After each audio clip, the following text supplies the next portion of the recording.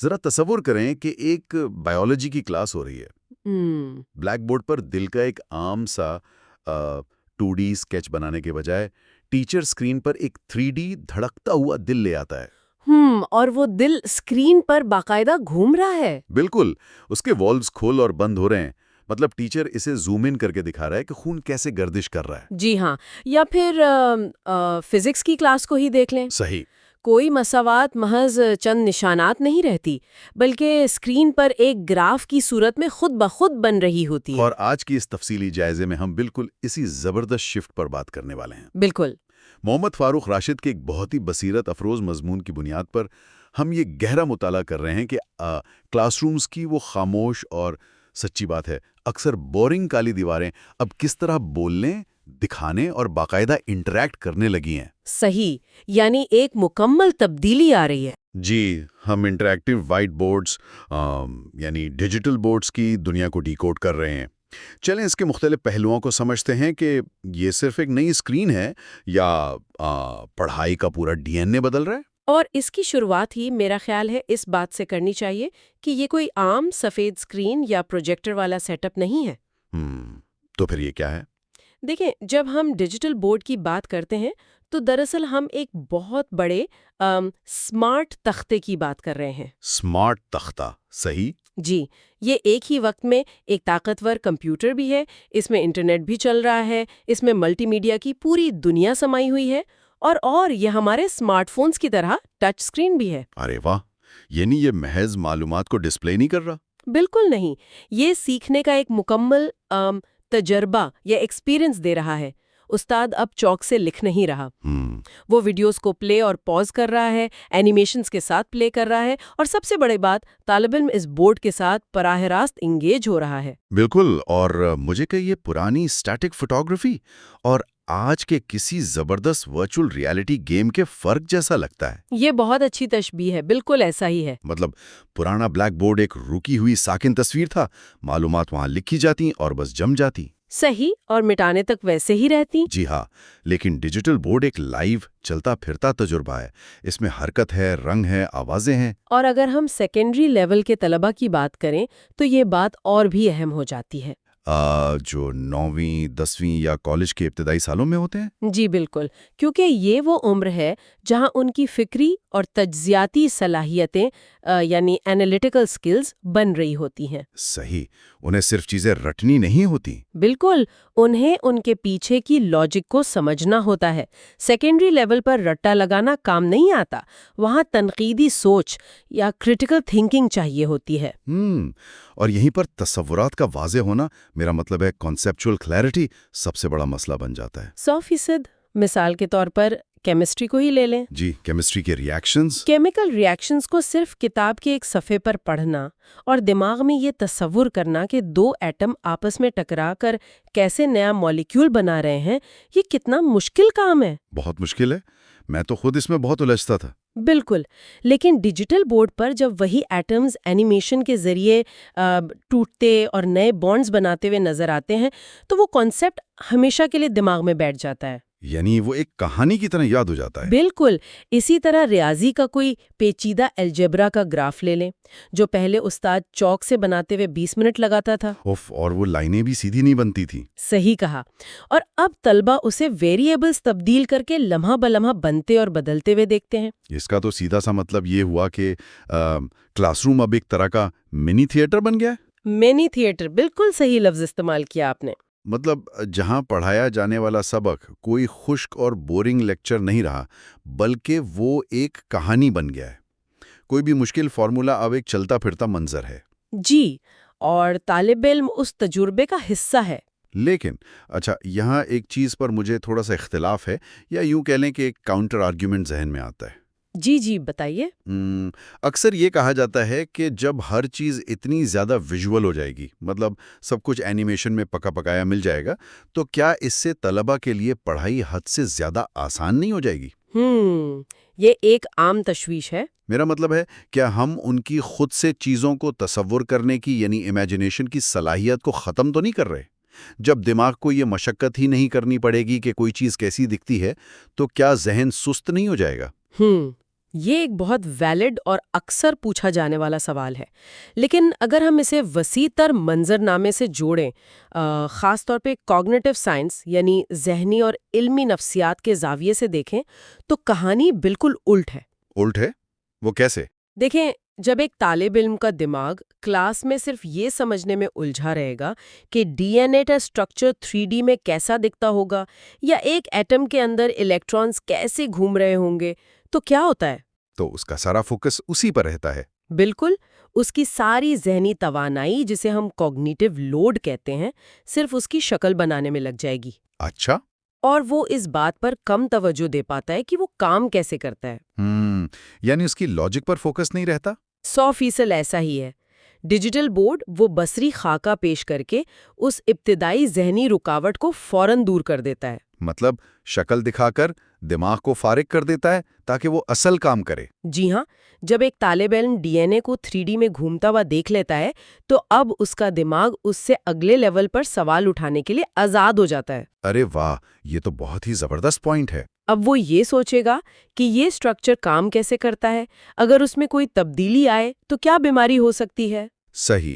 تو دراصل یہ بورڈ پڑھائی کو ضرورت سے زیادہ آسان یا دماغ کو سست نہیں بنا رہا۔ بالکل، بلکہ یہ ان کی انرجی کو صحیح جگہ چینل کر رہا ہے۔ جی، یہ طلبہ کی ذہنی توانائی کو محض رٹنے اور تصور باندھنے کی مشقت سے آزاد کر کے حقیقی تجزیے کے لیے بچا رہا ہے۔ یہاں آ کے بات واقعی بہت دلچسپ ہو جاتی ہے، کیونکہ جب طلبہ چیزوں کو رٹنے کے بجائے سمجھنا شروع کرتے ہیں تو یہ دیکھنا بھی ضروری ہو جاتا ہے کہ ہر طالب علم کے سیکھنے کا انداز مختلف ہوتا ہے۔ جی بالکل، جسے ہم لرننگ سٹائلز کہتے ہیں۔ ہم عموماً اس بات کو نظر انداز کر دیتے ہیں کہ آج کا طالب علم گھر میں موبائل، ٹیبلٹ اور انٹرنیٹ کی ہائی سپیڈ ڈیجیٹل دنیا میں جی رہا ہے۔ صحیح بات ہے۔ اور اگر وہ صبح اٹھ کر اسکول جائے اور وہاں اسے وہی پرانا چاک، ڈسٹر اور ایک بورنگ سا ماحول ملے تو ایک بہت بڑا گیپ، ایک ڈیجیٹل خلا پیدا ہو جاتا ہے۔ ایک بہت بڑا خلا، جی بالکل۔ ڈیجیٹل بورڈ سب سے پہلے تو اس خلا کو ختم کرتا ہے، لیکن اس سے بھی اہم بات، یہ بے وقت سیکھنے کے مختلف انداز رکھنے والے طلبہ کو ایک ساتھ مخاطب کرتا ہے۔ جی ہاں، اور ماہرین تعلیم طلبہ کو سیکھنے کے انداز کے اعتبار سے عموماً 3 بڑے گروہوں میں تقسیم کرتے ہیں۔ اچھا، وہ 3 گروہ کون سے ہیں؟ پہلے وہ جو دیکھ کر جلدی سیکھتے ہیں، یعنی ویژول لرنرز۔ دوسرے وہ جو سن کر بہتر سمجھتے ہیں، جنہیں آڈیٹری لرنرز کہا جاتا ہے۔ صحیح۔ اور تیسرے وہ جو خود اپنے ہاتھوں سے کام کر کے یا فزیکلی انگیج ہو کر سیکھتے ہیں، یعنی کائنستھیٹک لرنرز۔ اور روایتی کلاس روم کا مسئلہ یہ تھا کہ وہ عموماً صرف سننے والوں کے لیے زیادہ سازگار تھا۔ بالکل، کیونکہ استاد بول رہا ہوتا تھا اور بچے سن رہے ہوتے تھے۔ اگر میں اسے ایک تشبیہ دوں تو روایتی تدریس بالکل ایک ایسی ریڈیو فریکوینسی کی طرح ہے جو شاید ہر طالب علم کا اینٹینا کیچ نہ کر سکے۔ بہت خوب، بالکل۔ کچھ بچوں کی فریکوینسی میچ کر گئے تو انہیں سمجھ آ گیا، باقی پیچھے رہ گئے۔ لیکن ڈیجیٹل بورڈ ایک ایسا براڈ کاسٹر ہے جو بیک وقت تمام فریکوینسیز پر سگنل بھیج رہا ہے۔ زبردست، ذرا اس کو ان تینوں لرننگ سٹائلز پر اپلائی کر کے دیکھیں۔ ویژول لرنرز کے لیے اسکرین پر رنگ ہیں، چارٹس ہیں اور اینیمیشنز ہیں۔ صحیح۔ آڈیٹری لرنرز کے لیے ویڈیوز میں آواز ہے اور استاد کی گفتگو کے ساتھ ساتھ ساؤنڈ ایفیکٹس ہیں۔ لیکن سب سے بڑا کمال کائنستھیٹک لرنرز کے لیے ہے۔ وہ کیسے؟ ان کے لیے یہ کیسے کام کرتا ہے؟ وہ ایسے کہ اب وہ صرف ایک غیر متحرک سننے والے نہیں رہے۔ ایک کائنستھیٹک بچہ جسے کر کے سیکھنے کی عادت ہے، وہ خود اپنی نشست سے اٹھ کر اس بڑے سے بورڈ کے پاس جا سکتا ہے۔ اچھا، یعنی وہ فزیکلی بورڈ کو استعمال کر سکتا ہے۔ بالکل، وہ اسکرین کو ٹچ کر کے میتھ کا کوئی کوئز حل کر سکتا ہے، کسی بایولوجیکل سیل کے حصوں کو انگلی سے ڈریگ اور ڈراپ کر کے ان کی صحیح جگہ پر رکھ سکتا ہے۔ ارے واہ! یا پھر دنیا کے نقشے پر ملکوں کو پزل کی طرح جوڑ سکتا ہے۔ وہ بچہ جسمانی طور پر کلاس کا حصہ بن جاتا ہے، وہ ایک فعال سیکھنے والا بن جاتا ہے۔ اور یہ انگیجمنٹ سیدھا ان کی لانگ ٹرم میموری یعنی طویل مدتی یادداشت میں محفوظ ہو جاتی ہوگی۔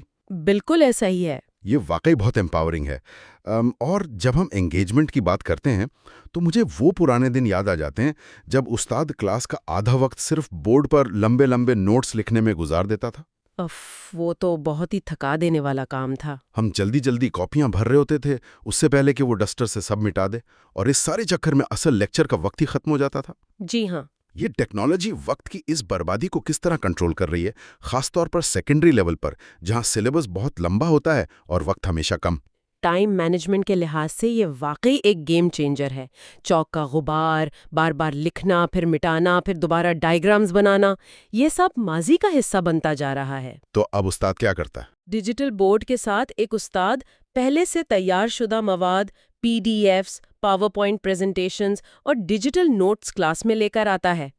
ایک کلک سے سارا مواد بورڈ پر آ جاتا ہے۔ زبردست۔ جو وقت پہلے بورڈ پر لکھنے میں ضائع ہوتا تھا، وہ اب طلباء سے سوال جواب کرنے اور مزید مشق کروانے پر خرچ ہوتا ہے۔ یہ تو بہت زبردست بات ہے۔ اور اس میں ایک اور فیچر ہے جس کا میں خاص طور پر ذکر کرنا چاہوں گی، اور وہ ہے کلاس کی ریکارڈنگ کا فیچر۔ کلاس کی ریکارڈنگ، یعنی پوری کلاس محفوظ ہو جاتی ہے؟ 100% ڈیجیٹل بورڈ پر ہونے والی پوری کلاس، جو کچھ اسکرین پر لکھا گیا، جو اینیمیشن چلی، وہ سب ایک فائل کی صورت میں محفوظ کیا جا سکتا ہے۔ ارے واہ، اس کا تو بہت فائدہ ہوگا۔ بالکل، اس سے علم کا ضیاع رک جاتا ہے۔ فرض کریں ایک طالب علم بیمار ہے یا کسی وجہ سے اسکول نہیں آ سکا، تو اس کا لیکچر مس نہیں ہوگا۔ وہ گھر جا کر دیکھ سکتا ہے؟ جی، وہ بعد میں پوری کلاس ویسے ہی دیکھ اور سن سکتا ہے۔ اور سیکنڈری لیول کے امتحانات کا پریشر تو سب کو معلوم ہے۔ جی، وہ تو بہت شدید ہوتا ہے۔ تو بورڈ کے امتحانات سے پہلے دہرائی یا ریویژن کے لیے یہ ریکارڈڈ کلاسز طلباء کے لیے ایک سونے کی کھان بن جاتی ہیں۔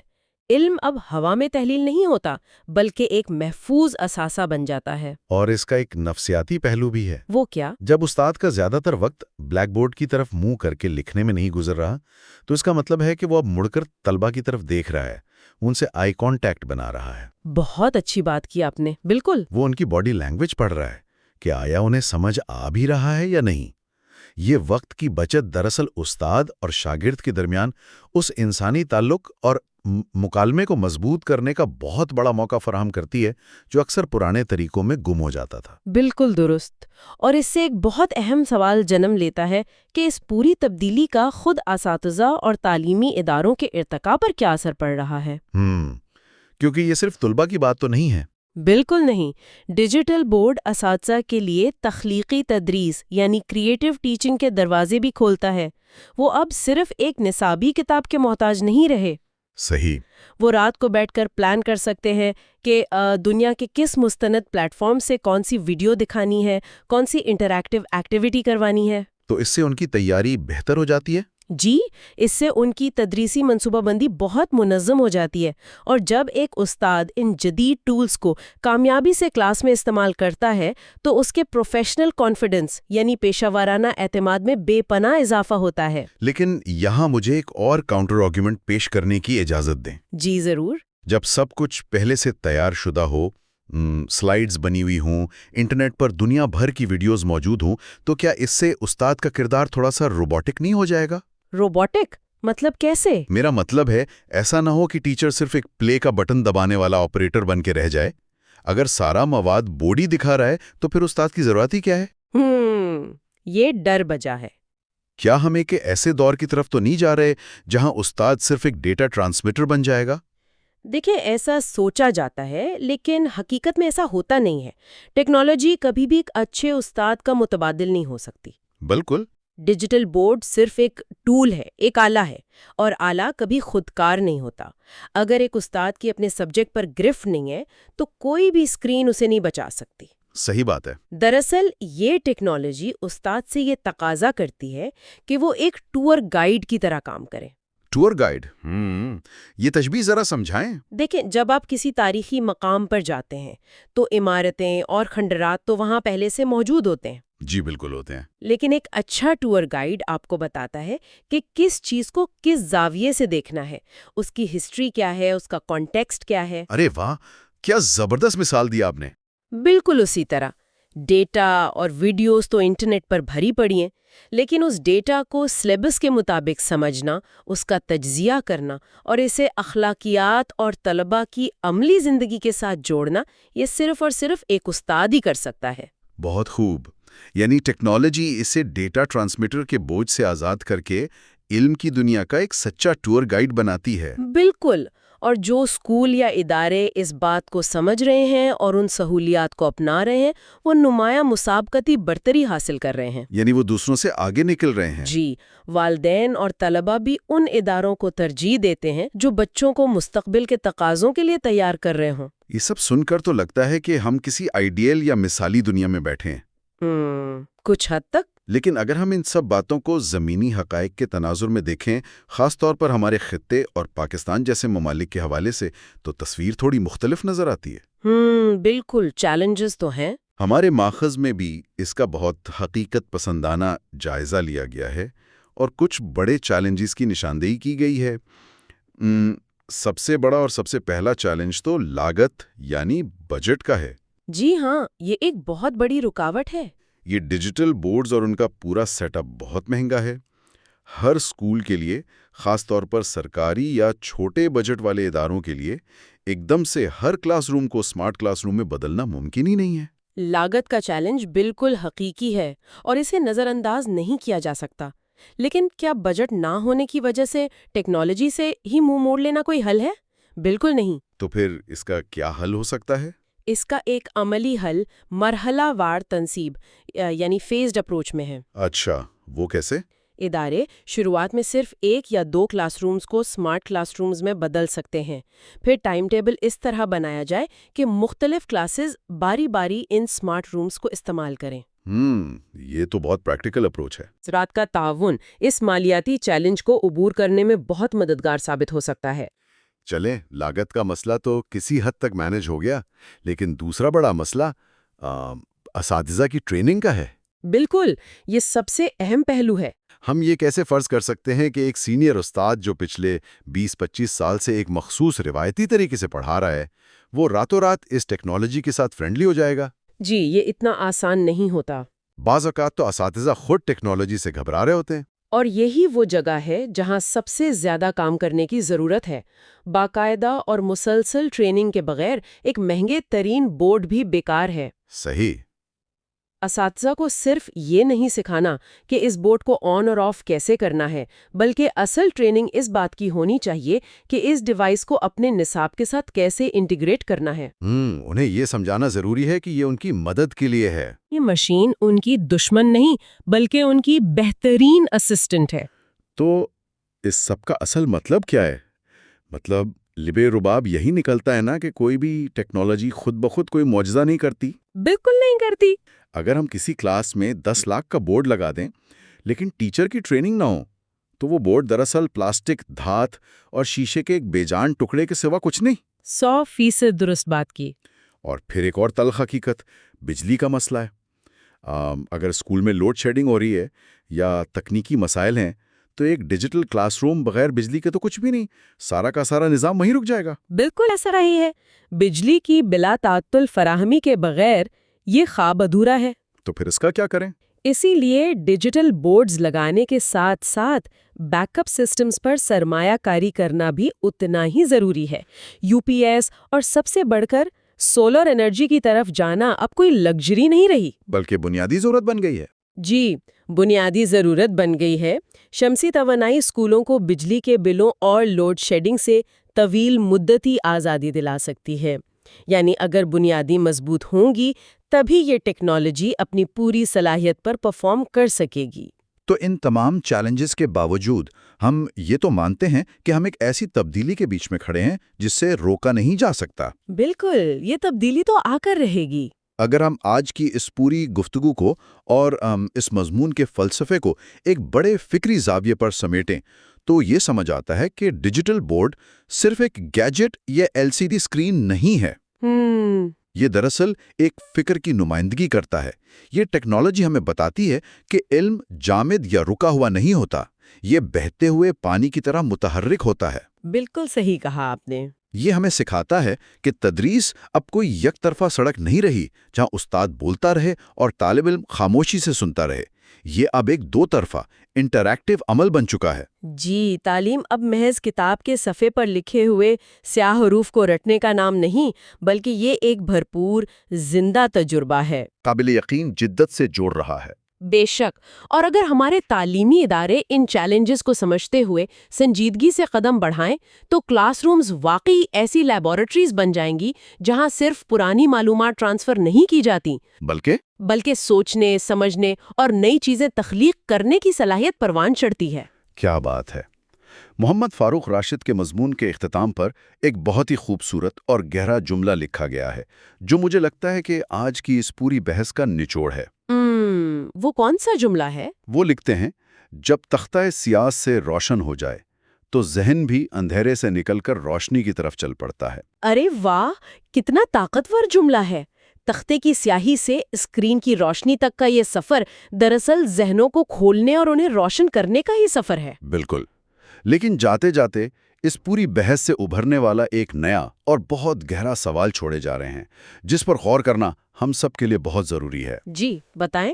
ذرا سوچیں، جب آنے والے کل میں ہر پیچیدہ تصور کو مکمل 3D اینیمیشن میں دکھایا جانے لگے گا، ہر کلاس ہمیشہ کے لیے ریکارڈ ہو جائے گی اور بچوں کو سب کچھ بنا بنایا آنکھوں کے سامنے مل جائے گا، تو پھر؟ تو کیا اس سے آنے والی نسلوں کی اپنے ذہن میں چیزوں کا تصور کرنے کی صلاحیت، ان کا اپنا تخیل کسی حد تک کمزور پڑ جائے گا؟ یہ تو واقعی سوچنے والی بات ہے۔ یا پھر کیا یہ زبردست بصری انقلاب انسانی ذہانت کی ایک بالکل نئی اور مختلف قسم کو جنم دے گا جس کی طاقت اور وسعت کا آج ہم تصور بھی نہیں کر سکتے؟ ارے واہ! کیا ہم ایک نئے طرز کے انسانی دماغ کی بنیاد رکھ رہے ہیں؟ یہ ایک ایسا سوال ہے جس کا جواب آنے والا وقت ہی دے گا۔ یہ واقعی ایک ایسا سوال ہے جو انسان کو گہری سوچ میں مبتلا کر دیتا ہے۔ اور اسی سوچ کے ساتھ ہم آج کے اس تفصیلی جائزے کا یہیں اختتام کرتے ہیں۔ امید ہے کسی کو بھی سیکھنے کا یہ نیا زاویہ پسند آیا ہوگا۔ ساتھ رہنے کا بہت شکریہ۔